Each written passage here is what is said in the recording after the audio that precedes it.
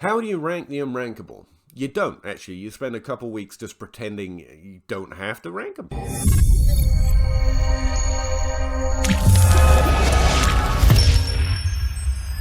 So, Jameson Williams starts off his career in Ohio, which is a weird place anyway. Ohio State has had a habit of reducing the production of some of its most productive NFL players, specifically at the wide receiver position, or specifically from the receiving game, including Terry McLaurin and Michael Thomas. Now, we were hoping we could just write those off as just two players in a weird era of the team's history, but it continues to be a fairly weird place in terms of comparing players from other teams and other conferences to it. And it's a little hard to put it in one sentence. It's just that they seem to do it a little weird. Now, Ohio itself seems to have a lot of interesting prospects, specifically from this year's draft class, including Chris Olave and Garrett Wilson, both of whom I dealt with in that wide receiver ranks video, and you probably heard about ad nauseum because Garrett Wilson is quick on tape and Chris Olave is, I think, pretty good. But Jameson Williams starts on the depth chart like wide receiver 8 in terms of market share of receiving yards rank. That's how I initially ranked them on the team depth chart.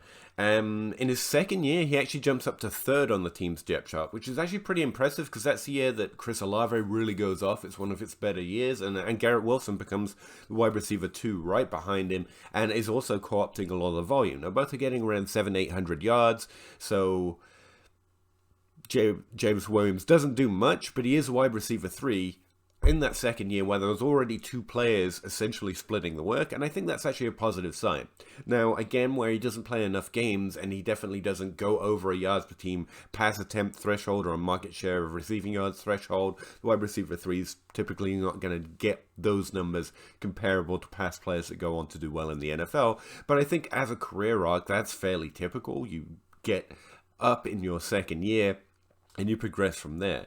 Now, that's all well and good. Ultimately, he looks like a player having a typical career arc, and I'm pretty interested in the fact he rose to 3rd in the depth chart on a team that already had 2 pretty impressive players, and we could dig into that a little more. But his 3rd year, he actually moves to Alabama in the SEC West. It's one of the most drafted teams that gets one of the most draft capital, the most locked-in draft capital, almost no matter how good the players are. In the NFL, and the SEC West accounts for like 20% of wide receivers drafted in the first 3 rounds since 2009. It's a place to be. So how did he get there? Essentially digging into it a little bit more, and by digging in, I mean Googling it. I found out he put up a pretty good performance in a bowl. I guess they're like end-of-year events. I don't know. Any college exists, apparently. Rose Bowl, Super Bowl, I mean, some kind of game where he put up a pretty good performance, and Alabama came a-calling, and he decided, and I read the article and I've read some quotes from him, he just thought that it was time to go to Alabama.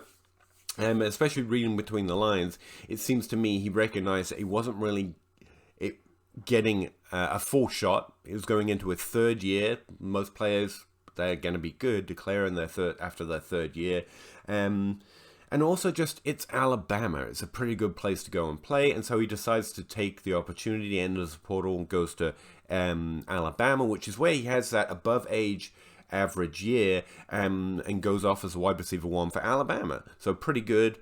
And from there, we've got an ACL tear and concerns about the draft. But before I get to that year, note that he leaves not just because we've got Chris Olave and Garrett Wilson ahead of him and he'd have to jump one or both. He's also got this player behind him on the depth chart who really jumps up that year just as he leaves to start being one of the people registering market share of receiving yards. And given that in 2021, after Jameson Williams has left the team, Jackson Smith and JSN, Jesus, jumps up to be the wide receiver 1 over Chris Olave. In fact, he forces him down to the wide receiver 3 spot in market share receiving yards, and above Garrett Wilson. I have to suspect that he looked pretty good the year before. Now, that's just reading some tea leaves, but given the manner of the way that Jackson went off in 2021, I can't help but feel like they all noticed him before he becomes that guy in 2021. And so being behind Olave and behind Wilson, and this guy on the depth chart who's really going to impress the following year, and so guessing a little bit, they kind of knew he was coming, because he looks really good. He decides to go to Alabama. I think that's interesting. One, I think it's a pretty smart decision, honestly. Do we know if he could have jumped ahead of Olave and Wilson the same way Jackson did? No. But at least we know he made a pretty smart decision, and he impressed enough that he called Alabama, but was called by Alabama. But about that, I think it's pretty interesting that Alabama literally just vacated Jalen Waddle, Devontae Smith, Najee Harris, basically its team. And the guy leading the charge at the wide receiver position, at least for Alabama, is in this draft, or is supposed to be, or might be in this year's draft. I'm pretty sure he's in this year's draft class, John Mitchell. And he looks like he had really solid production, especially the last 2 years.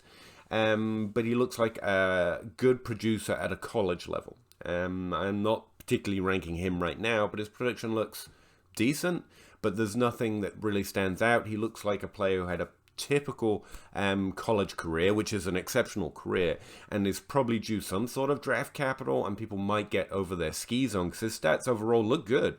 He's probably got pretty good receiving totals and touchdowns and made some good plays and looked good in college because he was good. But he didn't distance himself in the way we're typically looking for when we're looking for players that impress with the level of production they did, in order to compare to players that went on to do well in the NFL. And that's who's leading the charge, and Jameson Williams comes into that situation where the team hasn't really added much to the depth chart. Brian Robinson is leading the charge at running back, who looks like he also did well, and maybe a little bit above what you might expect for just an average running back in that last year. And you've got this guy who's been on the depth chart behind successive other players over the last few years, and is now doing pretty decently, and that's the team he takes over. And by take over, I simply mean jump to levels of opportunity above everyone else. And the team literally brought him in as a senior, well, as a junior, technically as a third year, but as someone they were expecting to impress based on that bowl game performance.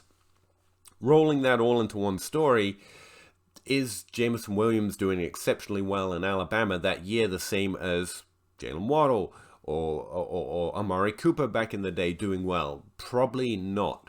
However, receiving yards per team pass attempt is context-adjusted volume, not level-adjusted volume. We're not adjusting for level of difficulty or teammate score or anything like that. And so the fact that he's above the average for players at the age of 21 in receiving yards per team pass attempt and market share receiving yards still is good. That 1 year I have on his profile is positive. It's just when you only have 1 year that you can really compare. There's literally no one else in the database that was drafted or undrafted that have only got one season too, which is one of the reasons that makes him incomparable in my methodology to anyone else. But trying to roll this story up of how he came to Alabama and the team that he was on before and why he didn't show up much the 2 years before that, ultimately I feel like it's positive. Here are the things that I know based on some of the content and conversations I've had about Jameson Williams. He's not Henry Ruggs. He's not Kelvin Benjamin. He's not one of these players that only goes off in 1 year and it's towards their end of their college career and then they go to the NFL draft. He's also not Benjamin because he didn't play 4 years and just go off as a senior. He's going off as a junior, and so I don't think he'll get late declared tagged by late declare player evaluation Twitter or whatever, which is not something I care about too much.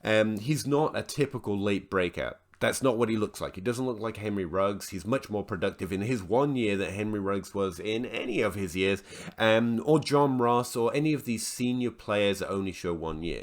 That's not what he profiles like. That is not the story of his career. He doesn't compare well to those guys. When I say he's incomparable, damn bunny rabbit is. I'm not saying he's a unique.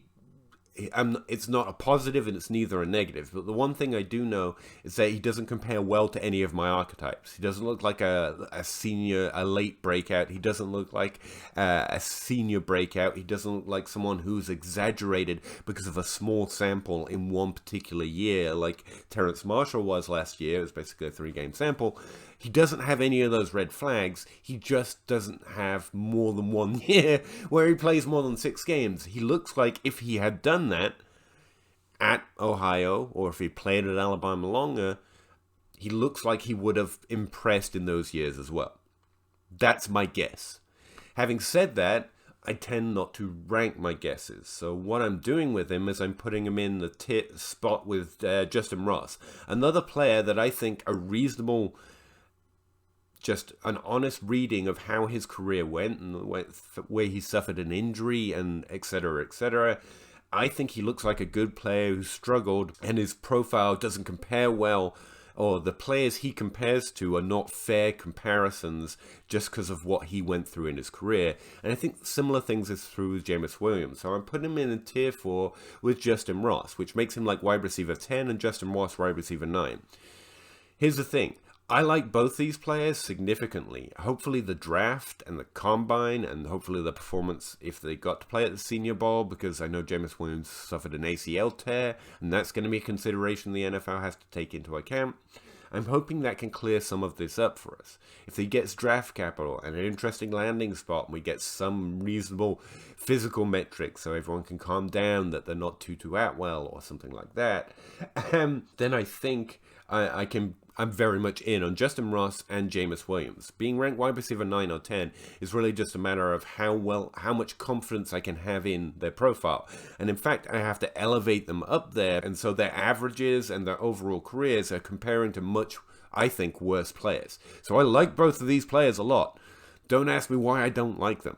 I think, yeah, I had to do a little bit of work to find it and see it. You can't just read the numbers as they are, which is where I have to have less confidence, because players who actually compare well without me having to influence the decision should ultimately be ranked higher, at least in terms of just how high their profiles are. But even if they fall lower in the draft and end up on the back of some depth shots, I still think they're going to be very interesting players to pay attention to. So the Jameson Williams college production literally cannot have a comp. But the players that I ended up thinking about while reading about how his career went and trying to adjust for greater context was Kenny Golladay. Kenny Golladay elevated from a lower conference, not Ohio to Alabama, but like a non-CFB conference that I had to go hunt up on their website. But what impressed me about Kenny Golladay is the minute he got there to this theoretically higher competition level, I mean, he redshirted technically that first year, but the minute he gets on the field at this higher competition level, he becomes a wide receiver 1 for that team and dominates at an above average rate in receiving yards per team, pass attempt, and market share receiving yards. That's kind of what Jameson Williams did. Now, Alabama isn't, I don't think it's meant to be theoretically a much harder competition level, but it is technically a better team for the draft at least, and I think it is impressive that he goes there and becomes the one. So, yeah, it's not that his stats compare particularly well to Kenny Golladay or anything like that, but some players that I found positive signs on are when you go to a new situation, which is meant to be a technically harder situation to play in, and you actually elevate that team and what that position was putting out for that team that year. I think that's ultimately a positive sign. And so Kenny Golladay, Brandon Ayuk flavor, because he has only got 2 seasons. One's great, one is below average. There's a little bit of that in there as well. If I modify the comp table filters a lot, that's what it brings up as well. Players that have a limited sample size but ultimately played very well in at least 1 year, significantly above the average. So Brandon Ayuk turns up, and Kenny Golladay, because of that jump to a higher competition level, that ends up being who I'm thinking of Jameson Williams as. He doesn't comp to them very well, and I'm sure a tape grinder would be crying right now, like they play entirely differently. I don't know.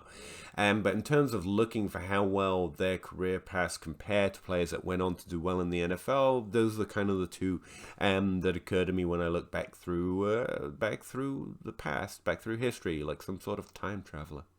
Yes. So, yeah, I like Jameson Williams a lot. I like Justin Ross a lot, but they have to fall to this 4th tier, which is actually not a fall.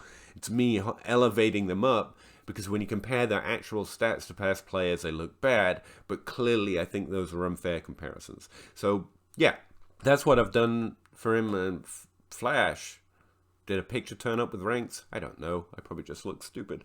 Yeah, I'm ranking him in the 4th tier. And, let's hope the NFL draft sorts them out a little bit. So if it's interesting, let me know. If it's not, I guess let me know that too. Really appreciate I'm trying to put out at least 4 videos a month. in the off season. So this should be number 3 for this month. Appreciate you all. Take care and good luck.